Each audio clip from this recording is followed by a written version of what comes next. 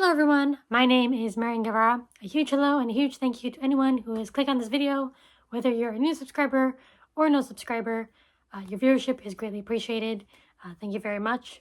So if you've been to my channel page, you might notice the banner that says Marian Guevara, Books, Movies, and More, and I feel that I've kind of been neglecting the movie portion of this channel. So I want to rectify that.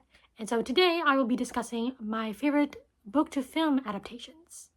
Now to go over some rules with regards to this list, I've had to have read the book that the film was inspired by or was an adaptation of. And that's another thing. You can have an entire discussion about what exactly qualifies as an adaptation compared to a film or a series that's just inspired by another story. So for me, and this is just my subjective take on it, an adaptation will follow the main story points, like it will hit certain major plot elements, plot beats, while maybe a film that is more inspired by will keep the premise but do its own thing with regards to the plot. So that's just how I differentiate the two. So in this video, when I'm talking about adaptations, I will be following that definition. You could have a different definition than me, but yeah, that's just the one I'm following. So these are in no particular order. And the first one I have to show you is Disney's The Little Mermaid from 1989. You know how on Instagram there's these like popular posts where it says, "This is where my lore started"? Well, that's the case with The Little Mermaid for me. I grew up on this film. It's just such a huge part of my childhood, and even as an adult, I just relish this film. Okay, this was the start of the Disney Renaissance, and this is such a great example of spectacular, vocal performances, animation, great, storytelling, and it's quite different from the Hans Christian Andersen fairy tale. However, I still consider this to be an adaptation because it does still follow the basic plot beats. The Little Mermaid wants to visit the surface world. She rescues a prince. She visits a sea witch. She gets legs. She has to get the prince to, fall in love with her. The major difference is the ending, obviously. This came out in 1989, and before it, the last fairy tale, I believe, that Disney did was Sleeping Beauty in 1959. So there's like a 3-decade gap between the two, and you can you can see the sort of generational differences in storytelling between Sleeping Beauty and The Little Mermaid. Little Mermaid is relatively more modern. I hate using that word because I say that this film is timeless, but I guess it can appeal to more modern sensibilities compared to maybe Sleeping Beauty. However, it doesn't lose the joy and the earnestness in its storytelling. It doesn't fall into the trap that I feel that a lot of films, like fairy tale films nowadays, where they kind of approach, the original fairy tale, the original story and its elements with cynicism and with this obsession with, wanting to subvert the tropes.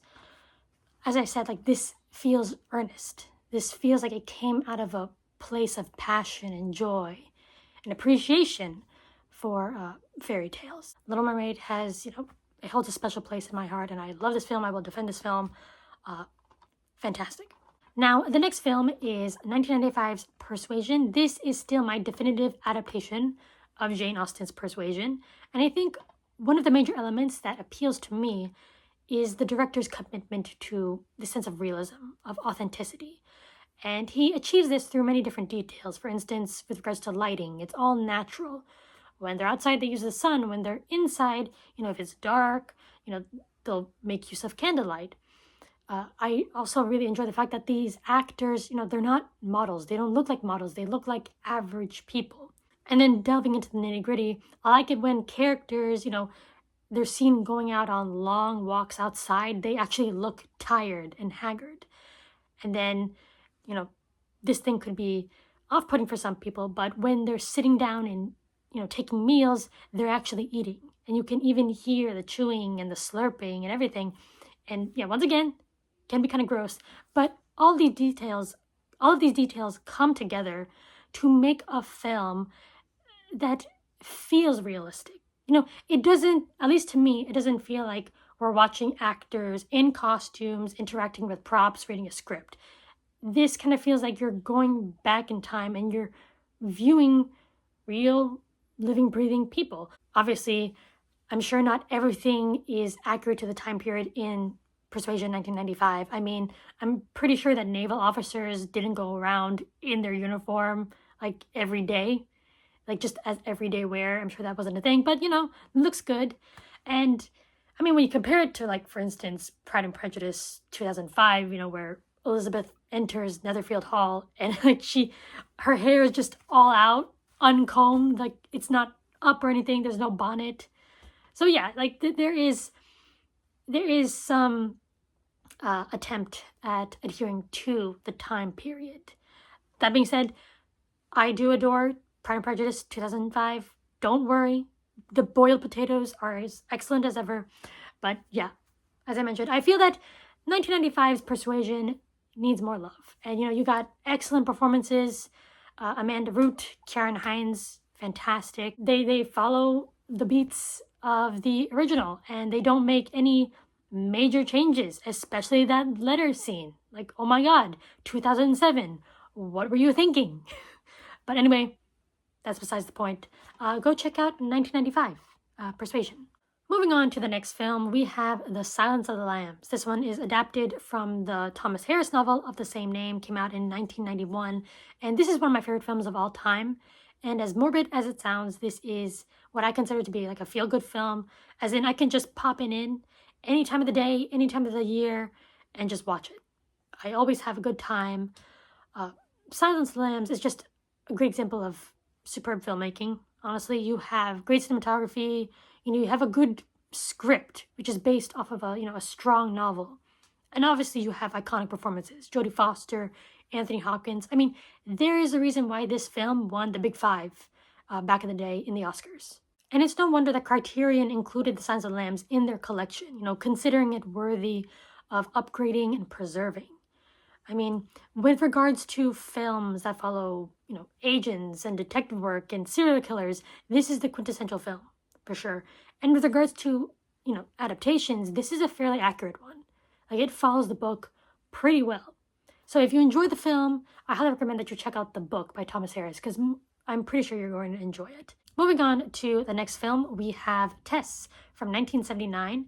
This is an adaptation of Tess of the D'Urbervilles by Thomas Hardy, which happens to be one of my favorite books of all time. And similar to Silence of the Lambs, Tess happens to be a pretty faithful adaptation of the book. There are some changes that they made, but overall, pretty faithful.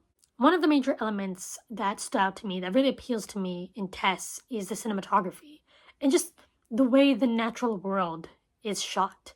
Now, if you've read Thomas Hardy, you will know how important the natural world is in his stories. It's a very, very, very important element. And the way it's captured here in this movie is just, it's gorgeous. It's stunning. There are some shots in this movie where if the camera could pull out, you'd see Pan on the side playing his pipes. Like, this movie looks like it was shot in Arcadia. It really does a great job of capturing the majesty, the beauty, and oftentimes the indifference of the natural world. And it's such a great backdrop to the drama that is playing out in Tess. And with regards to actors, I think they put on a great performance. Natasha Kinski, this might have been her first major role. I'm not entirely sure, but I think she does a great job of portraying Tess, sort of capturing that innocence that has been kind of squashed. And yeah, if you are a fan of Tess of the D'Urbervilles and you have no idea that this existed, I highly recommend that you check it out. It is quite the long film, okay? I will admit. It is almost 3 hours, but I think it's a good testament to this movie that I didn't really feel the runtime. Next, we have Coraline from 2009. This is Laika Studios' first film. It's still my favorite Laika film. And I think this is just a great example of having, a good director, a strong script based off of good source material, and then just talented animators. Because stop motion animation, huge respect to anyone who is involved in it.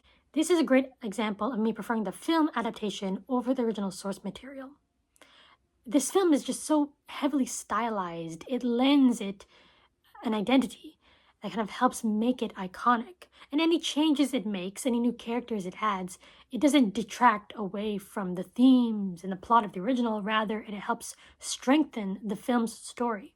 And honestly, what I also really enjoy about Coraline and why this particular Leica film appeals to me is that it straddles the line between being, whimsical, but then downright creepy. When a film can do that, it's got me. So yeah, Coraline is fantastic. I feel that before this film came out, the stop-motion animated films I've seen were the Tim Burton ones. Corpse Bride, James and the Giant Peach, Nightmare Before Christmas. When Coraline stepped onto the field, it felt that animation or stop-motion animation was kind of reaching a new level. This last film I have to show you is another example of me preferring the film adaptation over the original, and that is The Innocents from 1961. So this is actually an adaptation of the stage play, which was adapted from the Henry James novella, The Turn of the Screw. This is one of those films where you are wondering whether the events that our main character, this governess character, is experiencing is coming from something paranormal or psychological. Is she seeing ghosts or these projections of a repressed mind? This is a film that expertly expresses subtlety. And it's also a film that explores psychosexual themes, but it's done, as I mentioned, in a very subtle way. The horror here is the creeping and unnerving kind. It's the horror of suggestion, the kind that it just plants into your head and you're just left to think and ruminate over it, and you're like, oh God, oh, I don't know about that. And it just unnerves you the more you think about it. This entire film does a great job of just slowly, steadily unnerving you. Not just for the story elements that you're following, but just in little details, in the cinematography. There's this one scene where the governess is like moving a brush aside, and she stumbles upon a broken cherub, a statue, and she looks at it, and there's like this bug that crawls out of its mouth. I also really like the way that silence is utilized. There's a scene in the attic where she's kind of looking for something, and I didn't realize how quiet it got. So when one other character showed up, it generally made me like jump. It didn't do that whole shtick where the music will build up and it's like signaling to your brain that, oh, get ready for that jump scare. Like, no, it doesn't do any of that. Even when it comes to like certain, I guess, what you would consider tropes. Like, for instance, in horror films, the character's looking down and they look out in the distance and they see a figure. Normally, that doesn't really do anything for me, but in this film, it did get to me. This also happens to have incredibly strong kid performances. I know sometimes with children in films, it can be, the kids, you don't want to go too hard on them, but the kids in this film, oh my goodness, do a great job of straddling the line between being creepy, but then, this is just how kids act. Martin Stevens as the child Miles, like, whoa, he is great, especially at the end. His performance at the end was like spine-chilling. Do yourself a favor and check this film out. One of my favorite horror films, one of my favorite films in general. Please. Yes, it came out in 1961. Yes, it's black and white, but it is some of the best out there. So yeah, those are my favorite film adaptations. I hope you enjoyed this video. Please let me know down in the comments if you've seen any of these films, or, what are your favorite film adaptations? How do you differentiate between what is an adaptation or a story that is just inspired by another story? So yeah, thank you all for watching, and I will see you in the next video. Bye!